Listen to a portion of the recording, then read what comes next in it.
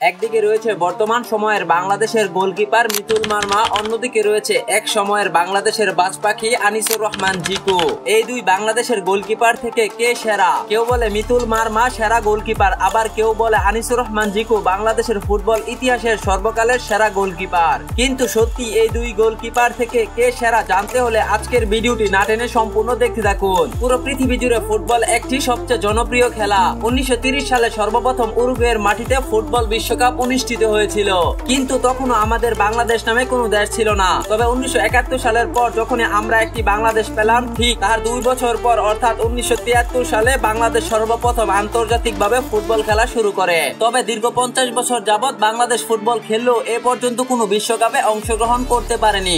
শুধু তাই নয়, বাংলাদেশের ফুটবলের অবস্থা এতটাই দুর্বল সিচুয়েশনে ছিল যে বাংলাদেশের মানুষ কখনো ফুটবল নিয়ে বিশ্বমঞ্চে যাওয়ার স্বপ্নও দেখতে পারেনি। কিন্তু বাংলাদেশের মানুষের ফুটবলের প্রতি যে কতটা ভালোবাসা তা বরাবরের মতোই প্রকাশ পেয়েছে মেসির আর্জেন্টিনা, নেইমারের ব্রাজিল ও রোনালদোর পর্তুগাল দেশগুলোর পতাকা যখন প্রত্যেকটি বিশ্বকাপ চলাকালীন সময় বাংলাদেশের আকাশে উড়ে বেড়ায়। তবে এবার দীর্ঘ 50 বছর পর বাংলাদেশের ফুটবল ভক্তরা বিশ্বমঞ্চে ফুটবল খেলার স্বপ্ন দেখছে, কেননা বাংলাদেশের ফুটবলের শিকড় যে খুঁজে পেয়েছে ইংল্যান্ডের মাটিতে।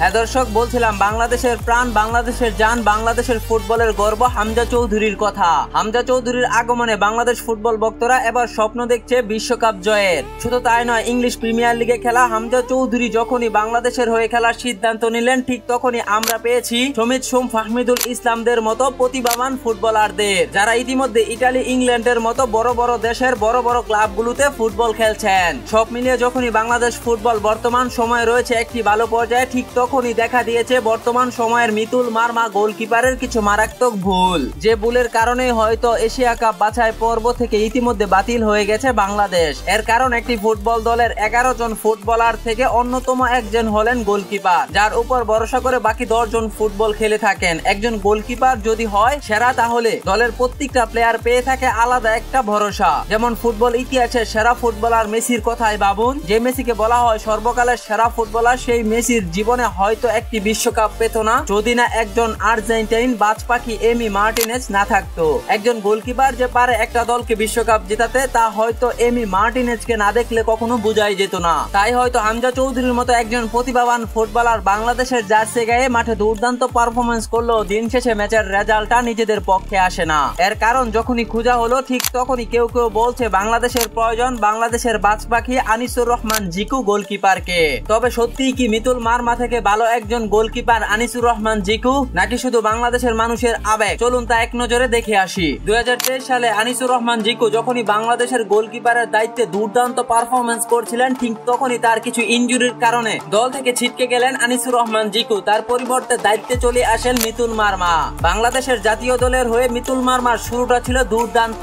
আন্তর্জাতিক ক্যারিয়ারে ইতিমধ্যে 21টিরও বেশি আন্তর্জাতিক ম্যাচ খেলেছেন, তার ভিতরে প্রায় 15টিরও বেশি আন্তর্জাতিক ম্যাচে ক্লিক শট ঠেকিয়েছেন মিতুল মারমা। ক্লাব ফুটবলে তিনি বর্তমানে খেলেছেন বাংলাদেশের সর্বোচ্চের ক্লাব আবহানী লিমিটেড ঢাকার হয়ে। আন্তর্জাতিক ম্যাচে অভিষেক করার পর মিতুল মারমা একের পর এক দুর্দান্ত পারফরমেন্স করে সর্বপ্রথম অবস্থায় জয় করে নিয়েছেন বাংলাদেশের ফুটবল ভক্তদের মন। কিন্তু কথায় আছে, যখনই সময় খারাপ যায় তখনই এসে পড়ে চিন্তার বাদ। 2027 এশিয়া কাপ বাছাই পর্বের 5টি ম্যাচ থেকে ইতিমধ্যে 4টি ম্যাচ খেলে ফেলেছে বাংলাদেশ, যার মধ্যে 2টি ম্যাচ ড্র করেছে, 2টি ম্যাচ হেরেছে। এই ম্যাচগুলোতে মিতুল মারমা এতটা দুর্দান্ত পারফরমেন্স করতে পারেনি। অনেকেই বলছে যদি এই জায়গায় বাংলাদেশের সাবেক গোলকিপার আনিসুর রহমান জিকু থাকতেন, তাহলে বাংলাদেশের জন্য অনেকটাই সহজ হতো।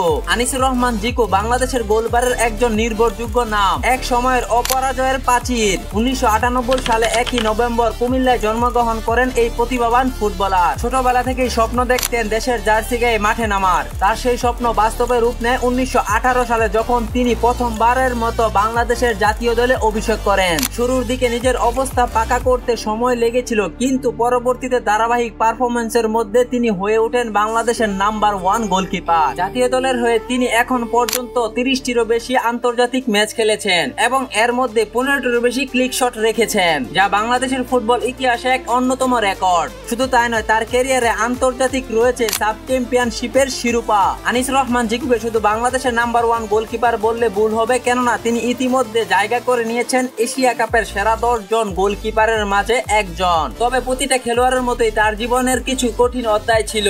ইনজুরি এবং কিছু সময়ের ফর্মের উঠা নামা তাকে মাঠ থেকে সরিয়ে দেয়। কিন্তু 2023 সালে পুনরায় ফিরেছেন জিকো, আবারও প্রমাণ করেছেন অভিজ্ঞতা, ধৈর্য আর আত্মবিশ্বাস একজন সত্যিকারের গোলকিপারের মূল শক্তি।